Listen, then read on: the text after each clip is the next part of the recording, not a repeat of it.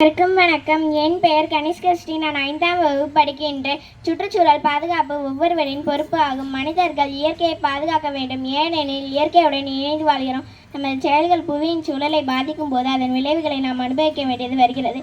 சுற்றுச்சூழலை பாதுகாக்க சிறிய செயல்களை மேற்கொள்வது அவசியம். குப்பையை சரியாக நீக்குதல், மரங்களை நடுதல், மீண்டும் பயன்படுத்தக்கூடிய பொருட்களை உபயோகித்தல், நீர் மற்றும் மின்சாரத்தை மிச்சப்படுத்துதல், பிளாஸ்டிக் போன்ற பொருட்களின் பயன்பாட்டை குறைத்தல்.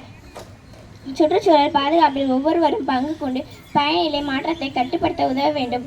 எனவே மனதிலாக நாம் ஒவ்வொருவரும் சுற்றுச்சூழல் பாதுகாப்பான தொடர்பான விழிப்புணர்வை சமூகத்திற்கு ஏற்படுவதோடு எம்மால் முடியுமான அளவு சுற்றுச்சூழலை பாதுகாக்கும் செயல்களில் ஈடுபட வேண்டும். நோயற்ற வாழ்வே குறையற்ற செல்வம் என்பது பழமொழியாகும். சுற்றுச்சூழல் தூய்மையாக இருந்தால்தான் நோய்கள் ஏற்படாமல் ஆரோக்கியமாக வாழ்வு வாழ முடியும். சுற்றுச்சூழல் பாதுகாக்க ஆளுக்கு ஒரு மரம் நட வேண்டும். கண்டிப்பாக அனைவரும் வீட்டிற்கு ஒரு மரம் வளர்த்து சுற்றுச்சூழலை பாதுகாக்க வேண்டும்.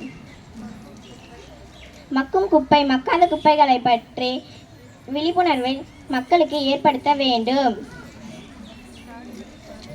காடுகளை பாதுகாத்தன் மூலம் நாட்டை பாதுகாக்க முடியும்.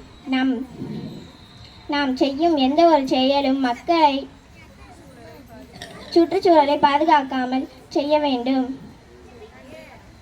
நன்றி, வணக்கம்.